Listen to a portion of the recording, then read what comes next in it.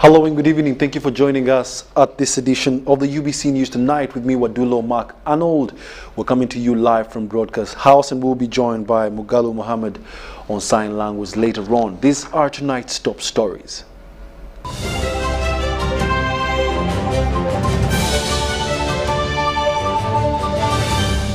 Brought to you by How to get points. Just use MTN to make calls, send SMS, load airtime, buy bundles, or pay for MTN subscription services. Everywhere you go, MTN.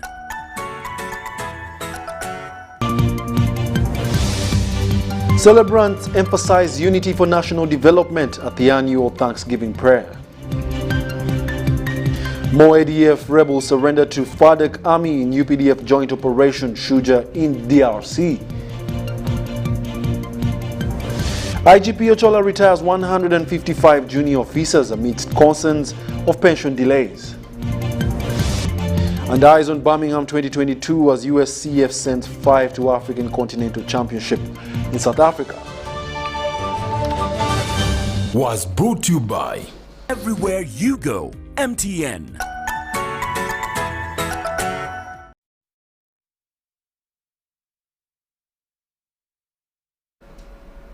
Once again, thank you for joining us. We now give you the news in detail.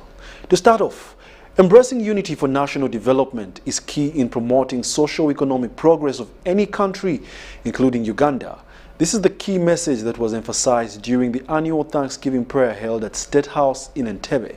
President Yoweri Kaguta Museveni, who was the chief celebrant, encouraged Ugandans to have unity and faith in defeating the country's challenges. Henry Okrut reports.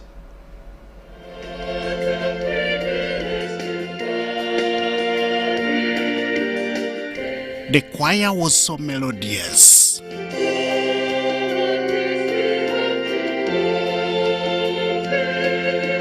And the prayers were timely from all religious sects. Great is thy faithfulness, and I said to myself, the Lord is my portion. Including the Islamic faith. إذا جاءك الذين يؤمنون بآياتنا فقل سلام. But behind these prayers was a message of unity for development, as emphasized by Apostle John Bunjo of Christian Restoration Ministries International. I pray from this precious house, on this ground which is holy, with our Papa, Mama there, and the ministers here, vice presidents, that all of us in this Chisanja securing the future, we will all secure the future by working together as a feast, and everybody say amen. It is a message that was emphasized by President Yoweri Museveni, who officiated at the event. When the British introduced coffee here and cotton, that's how workers came from Rwanda, from Burundi, from South Sudan to come and work on the coffee chambers, because there was some commercial activity. So, if we all wake up and speak one language, and all these rural families go into commercial agriculture, this issue of jobs would be addressed. He emphasized the need to accompany prayer with action. In this crisis of this year, these 2 years actually, because it was 2020 and 2021, the whole 2 years, for me, I can bear witness here that by praying and doing, we have overcome I don't know how many calamities. Prayers of the day put emphasis on national economy, national safe reopening of all sectors in January 2022, youth and children, among others. For no one is cast off by the Lord forever. That you shower your mercies upon all our leaders, dream and effort to ensure that every sector is opened without further threat of the pandemic. And as we cross over into the new year 2022, we ask you, Lord, that you will give us, your people, a safe and peaceful Christmas season. The main celebrant of the day was Dr. Daniel Mate, the president of Seventh-day Adventist Union. And we know that the government is not about NRM supporters only, but it's all about all of us. When the terrorists hit, they hit all of us. When the rockers came, they were coming for all of us. When Corona came, it came for all of us. So these are national interests for which we must coalesce on and get solutions. The theme of the day was derived from the Book of Lamentations, chapter 3, verse 22, and I quote, "Because of the Lord's great love, we are not consumed, for his compassion never fails." Henry Okrut, UBC. Justice to live. The joint UPDF and FADC operation force in the Democratic Republic of Congo has claimed more success, with the big number of the ADF rebels in the Congo reportedly surrendering to the Congo FADC army incognito. Uganda People's Defense Forces and the Democratic Republic of Congo's FADC army are jointly conducting a belligerent offensive to neutralize the ADF rebels from the jungles of the eastern Congo. Uganda People's Defense Forces invaded Congo through Bosunga, Nobil border post in North Kivu State, pursued the ADF rebels whose financier, the Islamic State's fundamentalists, had claimed responsibility of the 4 bomb explosions in the capital Kampala that claimed more than 6 lives in a space of 2 months. The UPDF top leadership was left with no option but to seek for express permission from the Kinshasa-based government to pursue the ADF rebels outfit that was using Eastern Kivu as a breeding ground for recruiting and causing mayhem in the capital Kampala. DRC government accepted a joint operation with the UPDF code named Operation Shuja against the common enemy, the ADF rebels. The Islamic State is an international terrorist organization, so I think we should have the support of everyone in this operation. ADF rebels under the command of their supreme leader, Amir Musa Baloku, are accused of killing civilians for over a decade in the triangular villages between Beni, Kasindi, Kamango, among others, in North Kivu, where the rebel outfit operated extensively. Il faut préciser d'abord que cette opération a été d'abord sous l'initiative du commandant suprême des forces armées de la République démocratique du Congo et le président de la République, Félix Antoine Tshisekedi, avec son homologue bien sûr de l'Ouganda, Kaguta Museveni. Most of the positions the area suspected based on intelligence have been cleared. Now within like 2-3 days we shall be ahead.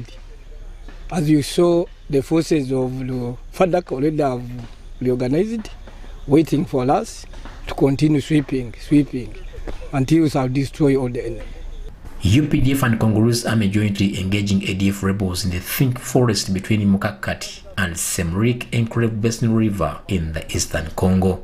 In-depth operations by the joint forces, heavy armed men in uniform could visibly be captured on our cameras, maneuvering and combing the Mukakati Semrik river stretch in pursuit of the ADF. The route Kobanda village Mukakati jusqu'à Ponsimili.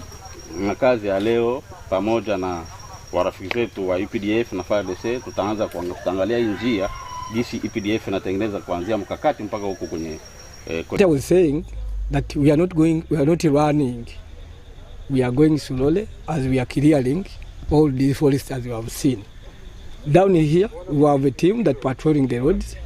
We have another team that clearing the forests. But most of the positions, the areas suspected based on intelligence, have been cleared. Since November 30th, 2021, the jungles of the Eastern Democratic Republic of Congo have become a battlefield where allied forces of UPDF and FADC are fighting the ADF rebels. Haruna Mtesasira reporting in Congo for UBC News. UPDF is grading the Maram Road leading to the meeting point with the Congolese forces to charge against the allied democratic forces still hiding in the thick forest of Congo. As Ivan Kawa reports, UPDF has forced rebels to vacate most of the forests, and locals are now able to access the road to and from the Congo border with Uganda via Busunga in Bundibujo. Uganda People's Defense Forces has embarked on the construction of Busunga-Mukakati stretch through the thick Democratic Republic of Congo forests to charge towards the scampering rebels of the Allied Democratic Forces. We have intelligence team, technical, and human intelligence. We have the air, we have the commandos from Special Forces Command, we have the infantry, and the other components. The construction is from the Forward Operation Base, which is temporary, but in a few days, UPDF and the Congo forces will continue with the operations against the ADF. We have not come here to just injure these people. It's like when you have these 4 fingers. If you want somebody who uses them, you have to cut, chop it. But if you just injure, somebody will come and return it and do the same thing. So a terrorist is a terrorist. Until you destroy a terrorist will continue operating because they are addicted. The purpose as well is to access the camps that were hit by UPDF on Tuesday 30th November 2021. Another objective is to enable traders. As you saw, this road, only motorcycles are used to ferry goods and people. But by yesterday, there were vehicles coming all the way from Beni towards our border between Uganda and Congo. The army is on alert and prepared to take on any form of eventuality as they proceed to link up with Congo forces at Mukakati Semuliki River. It's not my business if they are ready or not. For us, we are ready for them. In fact, what they can do is two things, either to report or to prepare for us. Otherwise, for us, we are very ready for them. Avec son homologue, bien sûr, de Uganda. The collaboration is really moving very good. As you could see along the road, you see UPDF side by side with FADAC, and this will help to continue to track down the ADF deeper in the forest. The road was a very, very important step that they are going right now to finish. Au moment où je vous parle, il y a déjà des troupes déjà positionnées dans plusieurs bastions qu'on a créés. 9 kilometers from where the Forward Operation Base Station is Mukakati Semuliki River, where the engineering brigade is yet to reach, but this is a point where further offensives will be conducted. Yes, we know that they are moving out of their camps, but we shall follow them wherever they will go. We are supporting FADAC forces. We shall follow them wherever they will go. Through the endowed green forests in Congo, men in green are on alert from both Uganda and Congo. Foot patrols are a routine. No, we have that experience fighting in jungle warfare. Our troops are trained in fighting in jungle warfare. So it's not the first time we are doing that. We have ever done that in Congo. We have ever done that in South Sudan. We have done that in Central African Republic. It's not a new environment at all. More artillery continues to enter DRC through Busunga border post to completely get the ADF extinct. Ivan Kahwa, UBC News in the Democratic Republic of Congo. How sweet it is to be back. Government has moved to defend the president's decision to deploy Uganda People's Defense Forces in the Democratic Republic of Congo, despite it being a law to seek approval from the Parliament of Uganda.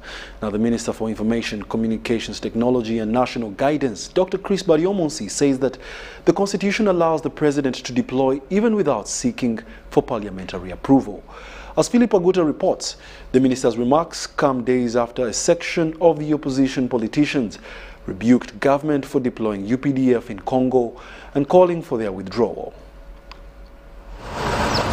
Last week, Ugandans were treated to a surprise news of a joined UPDF and Congo's FADC forces. Airstrikes and artillery bombing of the ADF rebel 4 major camps in North Kivu. Scores of ADF rebel fighters are reported to have died in the surprise raids, while others sustained severe injuries. Since then, President Museveni's move to deploy in Congo after consultations with his counterpart. President Felix Tshisekedi of DRC to have joined forces pursue the ADF rebels in Congo without parliament's approval, as required by the law, has drawn criticism from a section of opposition politicians, which the Minister for ICT, Dr. Chris Bariomsi, has downplayed.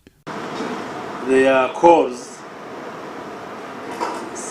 saying that the UPDF should immediately withdraw from the DRC.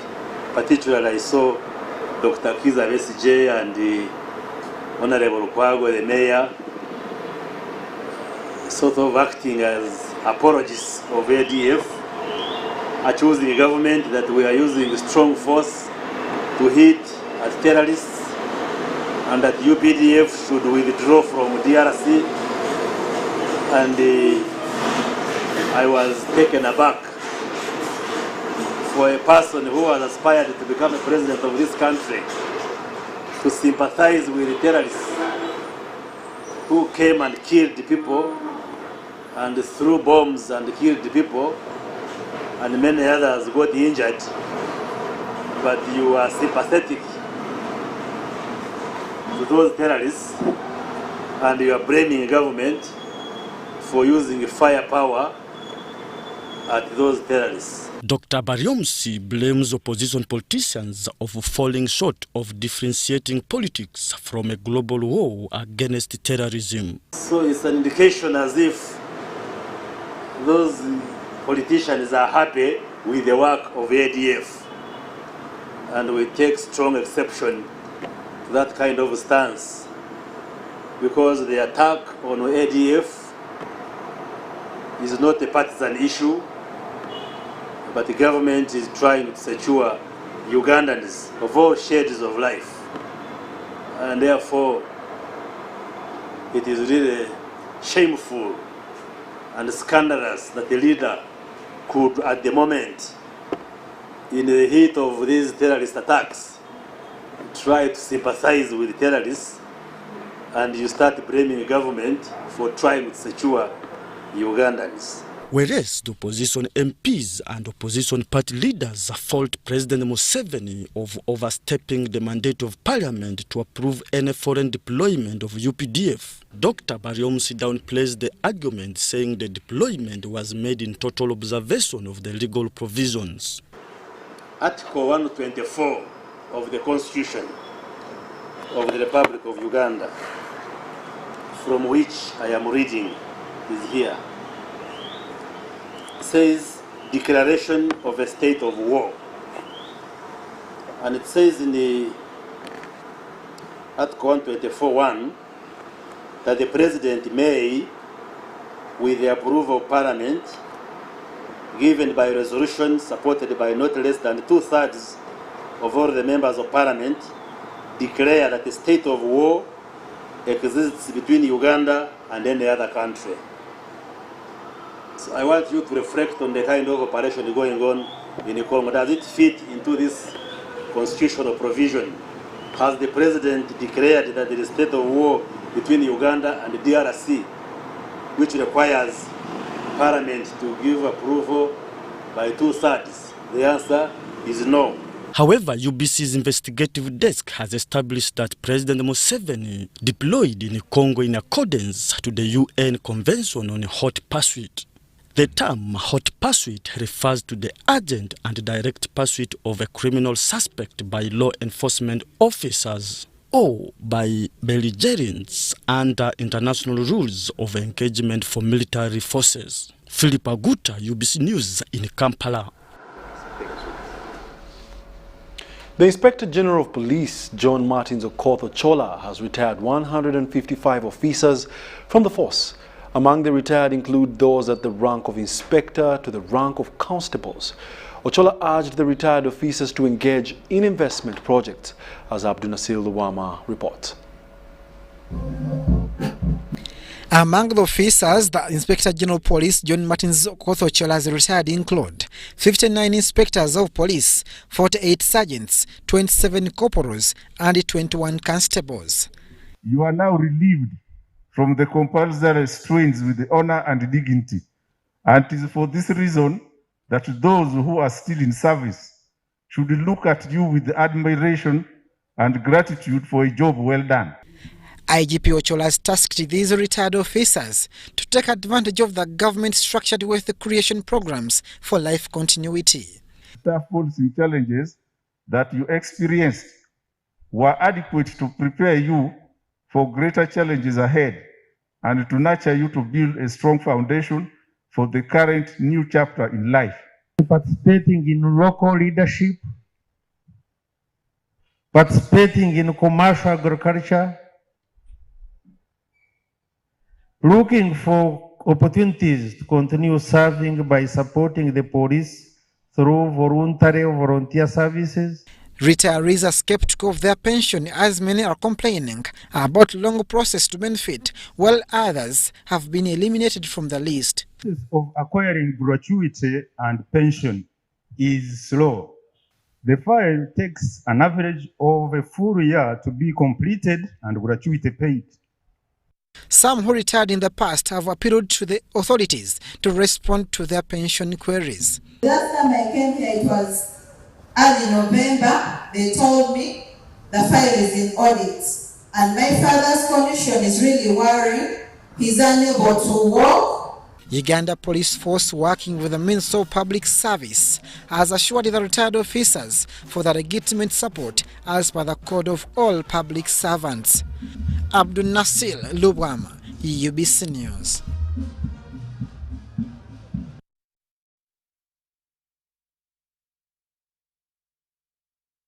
For the Kayunga LC5 by-elections, tensions are high in the national resistance movement camp on how best the party can reclaim the position that was formerly for the National Unity Platform. Now, Prime Minister Robina Nabanja joined the NRM Secretariat on Thursday to campaign for the NRM flag bearer during a rally at Bale Sub-County. However, the NRM party overwhelmingly welcomed formerly NUP members who crossed to NRM and pledged to campaign for Mwonge to ensure NRM reclaims its glory in Kayunga district. In Busana Sub-County, over 30 National Unity Platform members crossed to the ruling National Resistance Movement and were ushered into the party by the Prime Minister Robina Nabanja and the NRM Secretariat Executive.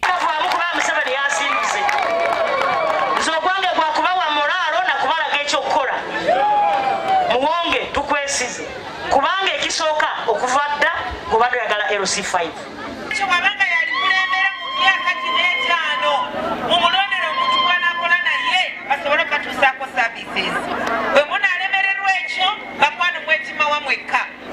Andrew Mwonge, the NRM flag bearer, among the issues pledged when voted in office, top on agenda is to fight against land grabbers, a vice that has contributed to the NRM's dwindling support in the district.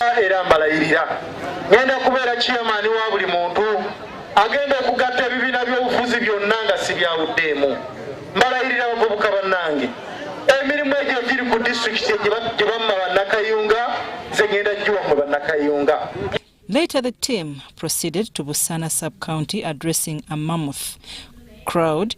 Prime Minister asked voters to shy away from divide and rule politics perpetuated by the district woman member of parliament Ida Nantaba and Kayunga NRM chairperson Moses Kalangwa, who have for years divided NRM supporters into camps.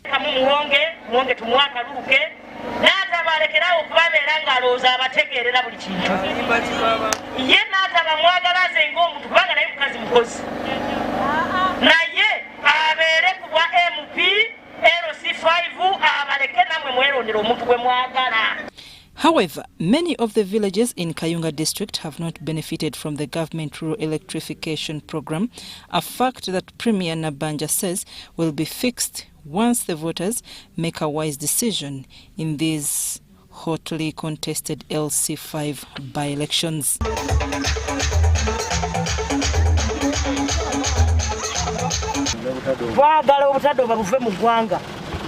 Ala tutaddewo n'enkola egenda okulaba nga amasannyalaze tugakuteekera ku nyumba. Yes. Kakati ku bwerere gwoteekemu ogezeko okusasula busasuzi ki? mitayo. Project covering two things. Number one, construction of power lines covering 31 villages. And these were the villages that were remaining without power in this area, following the construction of Isimba Dam. We did not want the community to remain behind. Emmanuel Dombo, NRM spokesperson, Rosemel Seninde, NRM party mobilizer, and Lydia Wanyoto, chairperson, NRM Women League, among others, are all in Kayunga to ensure NRM Secretariat secures a win. I'm Nafka Farida and Robert Katamba. Members of the Forum for Democratic Change Party Persons with Disability League have urged government to make available assistive devices such as wheelchairs, white canes, braille materials and clutches, which they say are expensive and limit their participation in the community. While speaking during their commemoration of the International Day of Persons with Disabilities at the FDC party headquarters in Najanankumbi, the national chairman PWD League, Dennis Ouma, said that as advocates of PWDs in Uganda, they have put emphasis on inclusion. Persons with disability in the Forum for Democratic Change Party have joined the rest of the world to commemorate the International Persons with Disability Day that was celebrated on the 3rd of this month. This time round in Uganda, the day was celebrated amidst mixed reactions from PWDs. Many of them say that resources have been directed to one category, those with physical disability, leaving out others with invisible disabilities. Advocates of PWDs express the need to identify needs of individual persons, provide them with information, and desist from using some derogatory descriptions because they are offensive to PWDs. For example, COVID, people with invisible disabilities, they were attacked by the LDUs because of when someone asked them, why aren't you moving? Why are you moving at this time? It's curfew. The person doesn't know what curfew is. The person cannot probably understand or communicate, and they will be beaten. The lagging behind of persons with disability in many aspects is attributed to patronization and self-pity. As they put emphasis on advocacy for PWDs, they have been advised to first do self-advocacy to attain self-confidence and also stop the charity model. You cannot create awareness about your potentials when you are full of self-pity, because you will make people pity everybody else. All top the charity model. We're not asking anybody for favors. We're not asking, if you want your budget to be increased, you demonstrate. The party's PWD League has expressed dissatisfaction with the needs presented to the president by the line minister and came out with alternative demands, which include redesigning the national COVID-19 strategies to prioritize PWDs. That was a selfish, extremely selfish statement from our minister. Who are going to get these heifers and piglets? Specific attention to economic recovery programs, specific programs to immunize people with disability, and medical response programs in case of contraction of the virus. The FDC Deputy Secretary General Harold Kaija and the Vice Chairperson Salam Musumba commented on the availability of assistive devices for PWDs. The brails, the white canes, and the like, very expensive equipments. But they don't use them for prestige purposes. They are used because it is what can help them. A ramp must have a rail, and it must be of a certain inclination so that it is not a hill. Because when I look at that ramp out there, I see it's another barrier. However, the political leadership of the party appealed to the PWDs to take advantage of the available technology platforms like Twitter, Facebook and blogs to advocate for their needs. I'm Nafka Farida in Najanankumbi. Well, UBC News Tonight shall take a short commercial break and return after these messages. Do not move an inch.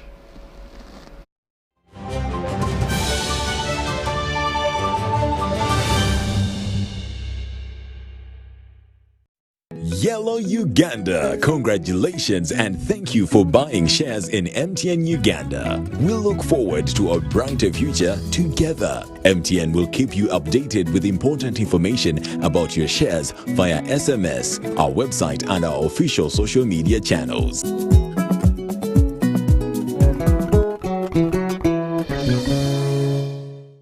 It's the festive season and we love it.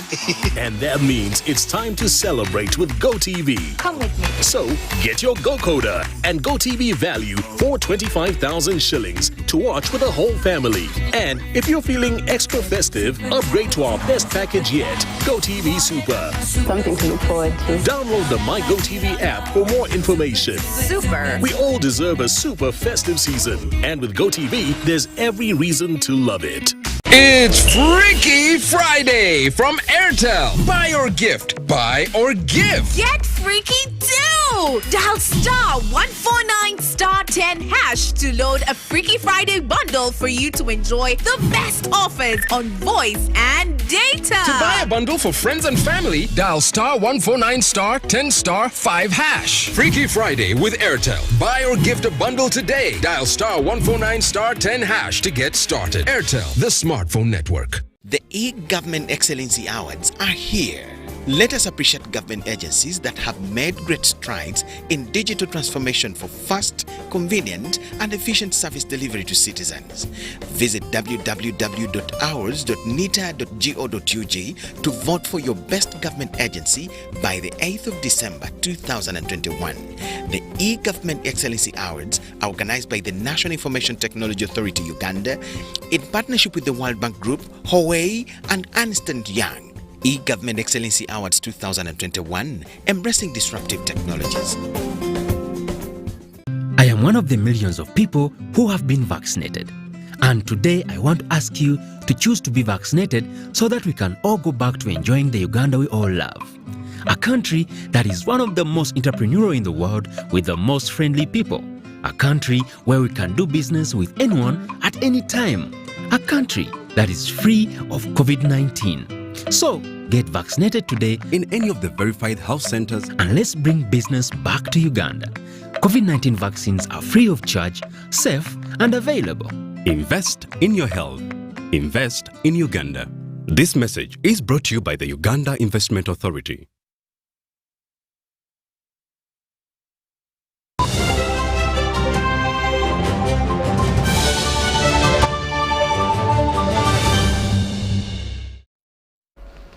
Welcome back. You're still watching the UBC News Tonight, broadcasting live from Nile Avenue. We now take you to more news tonight. The Parliamentary Committee on Defence and Internal Affairs has expressed dissatisfaction over the construction works of the one-stop border point at Bunagana border. The MPs cite shoddy works, which calls for urgent attention. Bufumbira South MP Alex Nyonsaba Seruganda has led the MPs to the site in Kisoro district, as these details entail. In March 2021, former Minister of Trade, Industry and Cooperatives, Amelia Chambade, and Minister of Works and Transport, General Katumba Wamala, launched a $1.3 million project to construct one-stop border point at Bunagana in Kisoro district. This week, the Parliamentary Committee on Defence and Internal Affairs visited the site to ascertain the progress of the project. One border point, they have to come and show us. The committee that was led by the Bufumbira South MP, Alex Nyonsaba Seruganda, stepped feet in the Kisoro-based border and were welcomed by what they described as embarrassing buildings, which does not tally with the value of money. Which they are trying to smear some Vaseline a bit and trying to show us that there is some work being done. It's very absurd, by the way. I've noted it with concern, and I will take it up to the highest level possible. Techno 3 Construction Company was awarded the contract to shape the one-stop border at Bunagana. However, the MPs call for further investigations into the matter. Because really, to remove iron sheets on the existing building that was there and put other iron sheets and then put a coat of paint, and then the way I have seen the the parking being constructed is not proper. That house of URA, which is in Chanika, and one of Munagana were the same. But when the project came, a house which was new was dismantled and new iron sheets replaced by new iron sheets of maybe different color or maybe different strengths. But to me, I find that they are really, that is stealing government money up in broad daylight and wasting government money. So we also expect these people to give us some quality work as compared to these ones, to these ones at home. When we look at them, for them they have everything established in a good way, the way how a one-stop over border post can be operated. But when you reach at the Ugandan side, it means the other things. A one engineer found at the site told the MPs that the Minister of Works later changed the plan and instead requested the contractor to renovate the old structure and give it a new facelift. Yeah, there was a master plan which was there, but as for now, even they are still designing, I think, for a future plan. So what are you following? We have the drawing and the BOT is there. Which was launched by Chamba. Are you following a master plan or the new plan? We are following the first phase of the plan, which was launched by Chamba. Yes. Because for him, he's telling us that this is the first phase of the first contract, and he's trying to follow it. He began with renovation. He's trying to do with the parking part. Then after, he's going to renovate the migration department. Not to construct. Not to construct. That is renovation.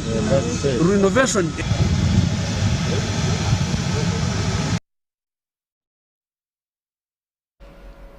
Bringing you away from the border, the Assistant Commissioner of Police in charge of community policing, Anatoli Muletera, has appealed to the general public to be more vigilant in their communities as well as work with security organs to ensure the safety and the fight against terrorism in the country.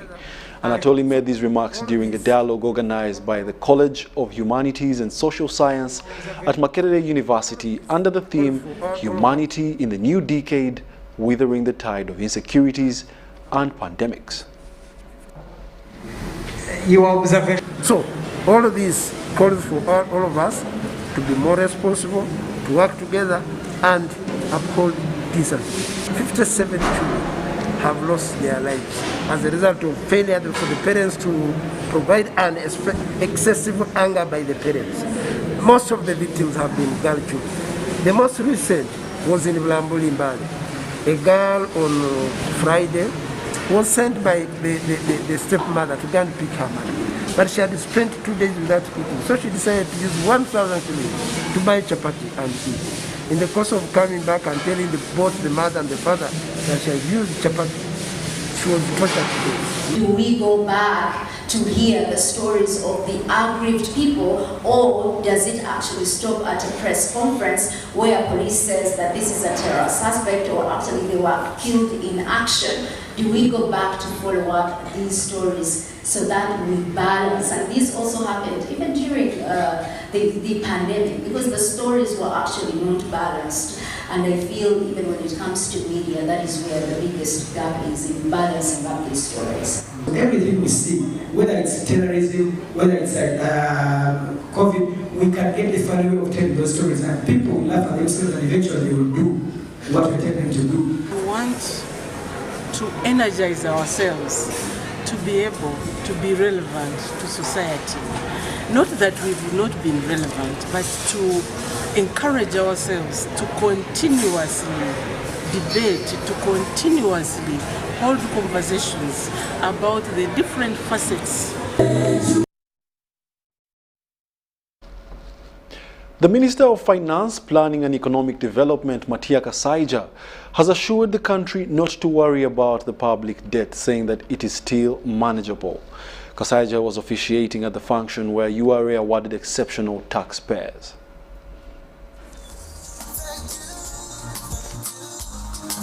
Taxpayers Appreciation event organized by the Uganda Revenue Authority has seen exceptional payers receive plaques as a token of appreciation for their compliance.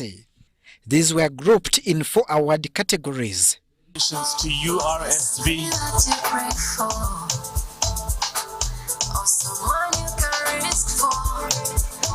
by coming up with fitting solutions to further ease tax compliance and to build better relationships with our taxpayers. The Minister of Finance, Planning and Economic Development, Matia Kasaija, while officiating at this taxpayers appreciation event, commended local and foreign investors for supporting the country's economy through paying taxes. To pay your tax is a noble responsibility as a good citizen. However, Kasaija assured the country about the public debt, saying that Ugandans need not worry. To be a borrower. And these days, in the parliament, they call me Minister of Borrowing. It's not very.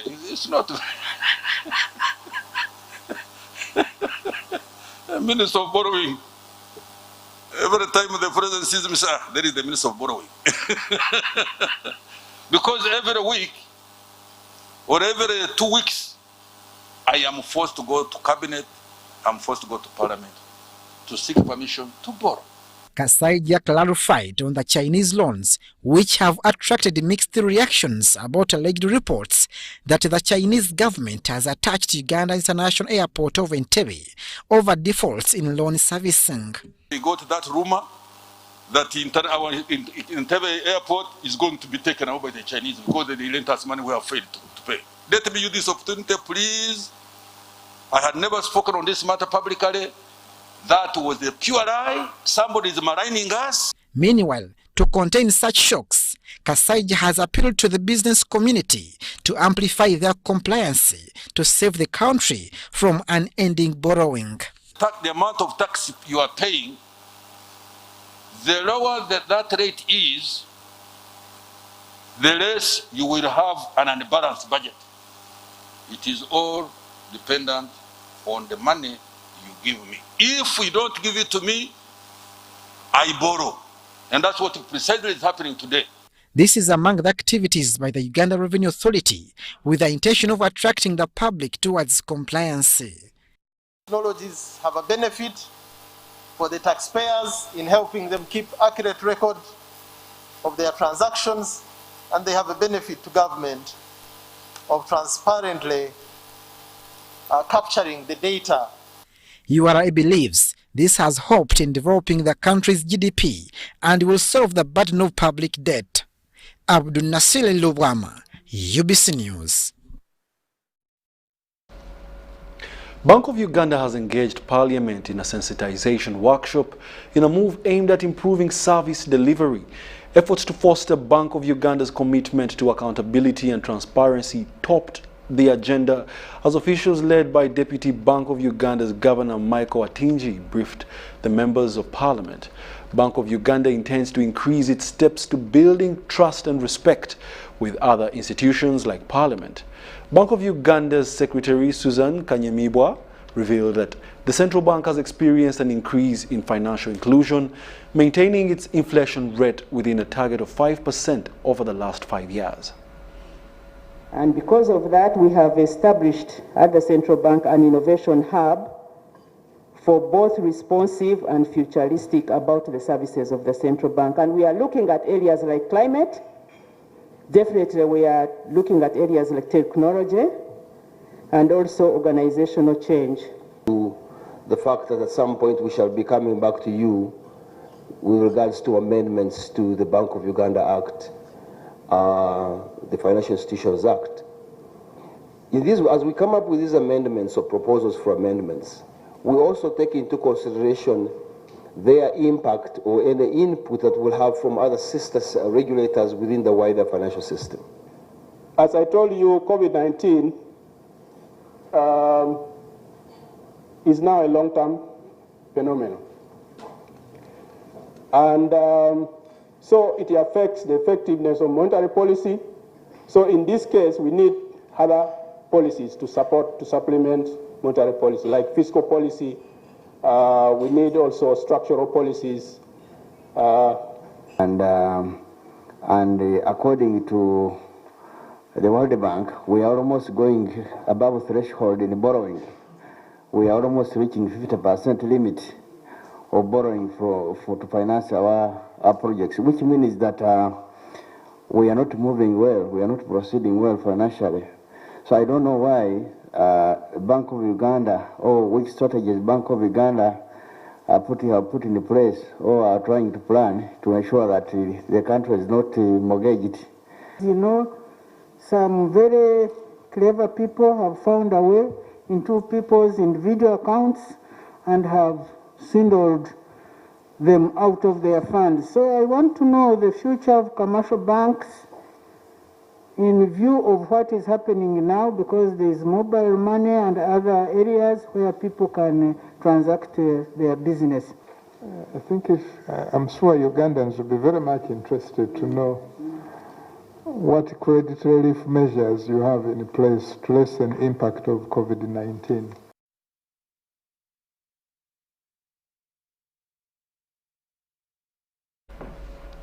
The Buganda Kingdom and Directorate of Industrial Training in the Ministry of Education and Sports have finalized a collaboration partnership where the Directorate will provide technical support and assess Buganda subjects in different vocational occupations.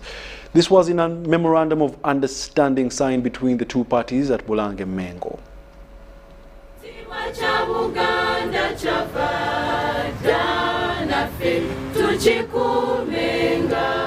The Directorate of Industrial Training is to develop a competency-based curriculum for individuals and groups of people within the informal and formal sector in the Buganda Kingdom.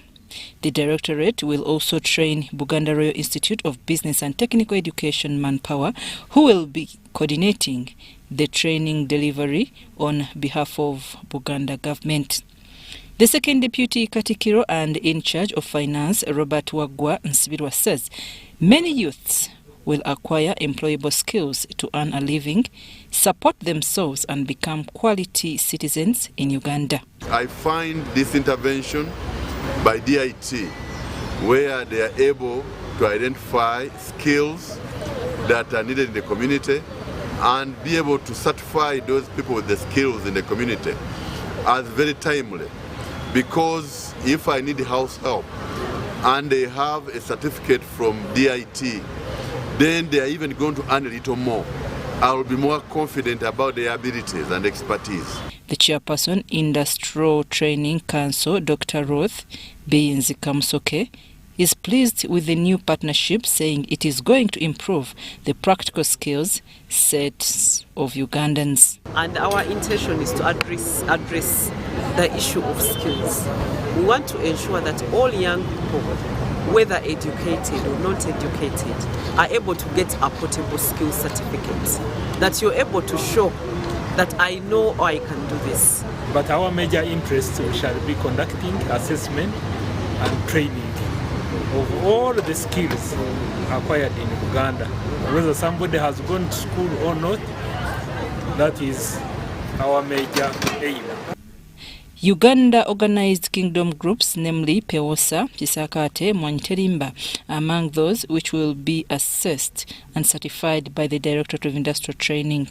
I'm Nafka Farida and Henry Mganga. Private sector and civil society organizations have appealed to the academia to front democracy and constitutional governance. This follows the purported failure by the academia to come out and exercise their skills publicly. This was disclosed at a dialogue at the College of Humanities and Social Sciences, Makerere University. The academia has been asked to participate actively in national development through promoting good governance. Speaking at a forum held at Makerere University, private sector and civil society organizations, actors wondered why academicians have abandoned political struggles. They must redeem their former glory, their name and their place in controlling the narrative and nurturing better citizens for this country. Our contribution to the struggle for justice is not just about our members, it is about the whole of the country. The Deputy Principal, College of Humanitarians and Social Sciences, Julius Kikoma, said there is need to create a new generation to fight poor governance. For us, we are saying that this new reimagination is not going to be completely dominated by the old guards in the academia. We're actually building it so much more on the next generation. Political scientist Professor Julius Kiza said that building allegiance to nationalism is one of the ways proposed to help clean public offices. Fighting corruption, building industrial manufacturing, giving quality education and healthcare. These are the things that transform our society into a viable force for genuine democratization. How do we get the information on empowering young people with economic knowledge to make money on their own without the university people sitting with the knowledge and the Ugandans being out there? And then Irene Faith Nantongo, UBC News. Mindset and financial literacy training initiative are helping to change rural communities in Mpigi and Mityana district to improve their household incomes. A Korean development mod, Siamo Gyumgo, is fostering financial growth to rural farmers through saving clusters and investments. Siamo Gyumgo coordinator Mpigi Pascal Bwambale says that benefiting communities have had their livelihoods transformed. Government has embarked on training rural communities in the districts of Mityana and Mpigi on mindset change and financial literacy, courtesy of Korean Federation of Community Credit Cooperatives. Through the Semao Gemgo model, the benefiting communities, especially farmers in Maokota South in Mpigi, have embraced training, saying that it's the best model towards eradicating rural poverty. This thing is going to boost our members, more especially in buying shares, savings. Kyengufunyeemu kwe kwongera amaanyi okusevinga ewaka nsobola okufisa kyendeeta okutereka. Omusomo guno gunnyambye nnyo okweddaabulula mu mbeera zange ng'omukyala mu by'ewaka ne mu nnyingiza ya ssente. A 36 single mother of 7 children and a member of Laweba Mogemgo from Njelu village, Josephine Naluoza, says that the trainings have equipped her with awareness skills to increase household incomes through savings and investment. But in this COVID, MG, it has helped me. I get money from this MG. I use it in my garden. I have tried to care on my children. Participants at Kumbia MG, Bwama Sub-County, the Korean extolled Mao Gemgo initiative for fostering financial growth at family level. That they can use a little to get a big one. Bantereka sente zange tebantemako sente eziterekanga mu mabanka amala. Kale ngufuyemu okuyiga okutereka n'okwekulaakulanya. Pascal Wambale is the Semao Gemgo coordinator in PG. These Gumugos are going to provide financial services to their members to be able to start income generating activities. Now, this will help them to have an extra source of income other than basically depending on agriculture, which sometimes is seasonal. Semao Gemgo, which started as a local financial institution in Uganda with 30 members, now has over 6,000 village members, contributing to solve the financial exclusion in rural areas. Story compiled by Waita Abraham.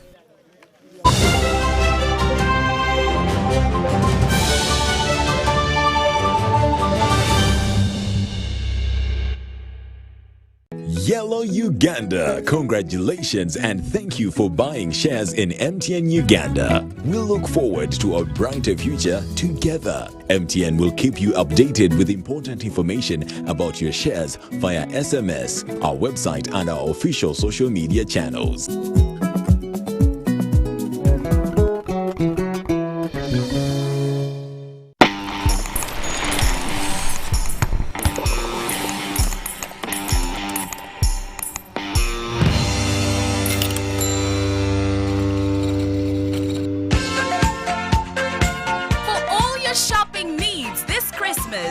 To capital shoppers, we have a variety of items like gift hampers, foods, garments, cosmetics, and all sorts of drinks. Enjoy your shopping experience this festive season at affordable prices in our fully stocked branches in the following areas: in Tinder Stretcher Road, opposite Makere Business School along Port Bell Road, Duster Street opposite Nakasero Market, and Garden City on Yusuf Lule Road. To all our customers and suppliers, we thank you for your continuous support. We wish you a Merry Christmas and a Happy New Year. Stay safe, wash your hands, sanitize, and wear your mask always. It's Freaky Friday from Airtel. Buy or gift. Buy or give. Get freaky too! Dial *149*10# to load a Freaky Friday bundle for you to enjoy the best offers on voice and data. To buy a bundle for friends and family, dial *149*10*5#. Freaky Friday with Airtel. Buy or gift a bundle today. Dial *149*10# to get started. Airtel, the smartphone network.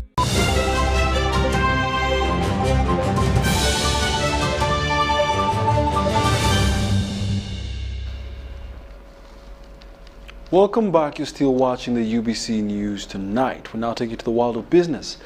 Goal Uganda and MasterCard Foundation have facilitated an agribusiness training for youth farmers in the Karamoja sub-region in a bid to enable them join the money economy and sustainably run their enterprises. Charlotte Mugalu with an in-depth report.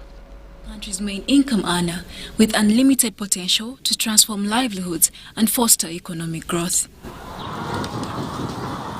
For Karamoja, one of the largest sub-regions in the country, whose major population is either surviving on humanitarian assistance, subsistence farming, or cattle keeping, agribusiness will enable better employment opportunities and the region's social and economic growth.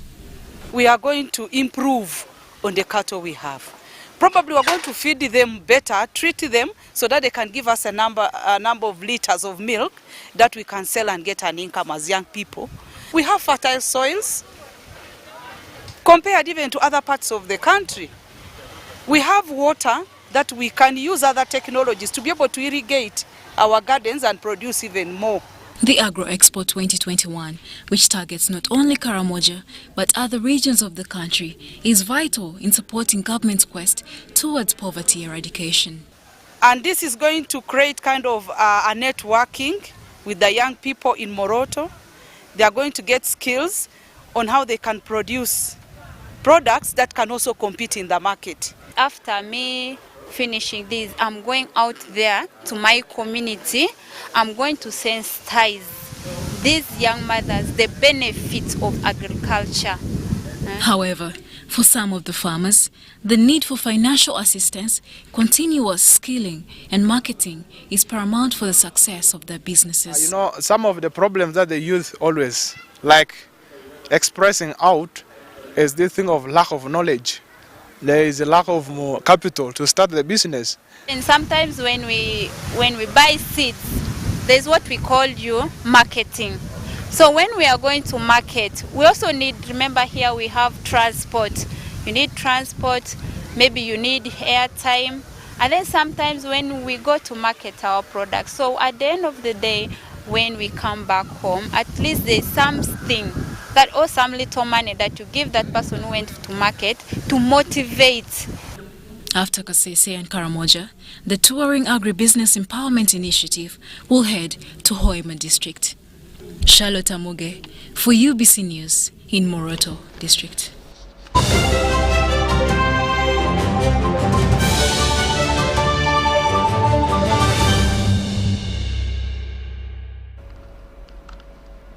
And now in the world of sports, Bulange Group in the Masaza Gabuganda football tournament has played its second group games with action at the Fufa Technical Center. In the first game of the day, Bugerere County edged Buvuma 4-1, thus condemning Buvuma to an early exit from the tournament, whose winner bags 12 million Ugandan shillings. In the mid-afternoon kickoff, there was nothing to separate Busiro and Chagwe, with the two settling for a scoreless draw. Action resumes on Monday with Bugerere facing Chagwe while Busiro battles Buvuma. As it stands, Chagwe and Busiro are top, standing on 4 points, while Bugerere is third with 3 and already ejected Buvuma bottom with none. This is the third group at the championship, with Masengere and Muganzirwaza already finished and Butikiro to follow after Bulange. Umusambi Bosa Ibrahim, shot number 4.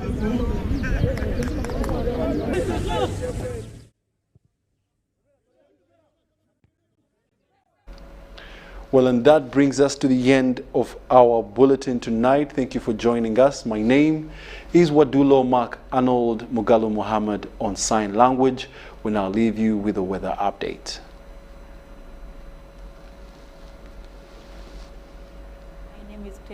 With today's weather update, we woke up with light thunder showers in most parts of the country, and that includes Entebbe, Gulu, and some other areas. We are seeing Gulu with the highest of 27.5 millimeters of rainfall, Barra with 8.7, Wadulo with 5.7, Entebbe with 4.5 millimeters of rainfall. This is due to the moist winds that are blowing from Congo airmass entering into our country, enhanced with local effects like Lake Victoria. That's what brings us the rainfall that we are receiving lately, though other areas are still experiencing sunny intervals. Tomorrow morning, we expect to wake up with light showers across lake shores towards the southwestern of our country and some parts of Masindi, but the rest of the country is expected to continue with sunny intervals. Afternoon hour, though, we expect a pick up of thunder showers in southern part of our country, but the northern is going to continue with sunny intervals. Temperatures expect to raise up to 31 degrees, and that is Karamoja region, some parts of the north with 30 at maximum. Our capital city Kampala with 27 degrees Celsius. Kawal Highlands with a lowest of 23 degrees Celsius. Kasese is pretty hot still at a maximum of 30 degrees Celsius. News moving out of Uganda, touring other cities across the globe, we are forecasting sunny intervals across the neighborhood of Nairobi and Dubai at a maximum of 24 degrees Celsius across Nairobi. New York and London expect to have light showers at a maximum of 18 degrees Celsius across New York. London and Paris are expected to be a little cold at a maximum of 80 degrees Celsius only. Thanks for tuning on UBC. I remain Ukte Samili. Stay tuned and see you tomorrow.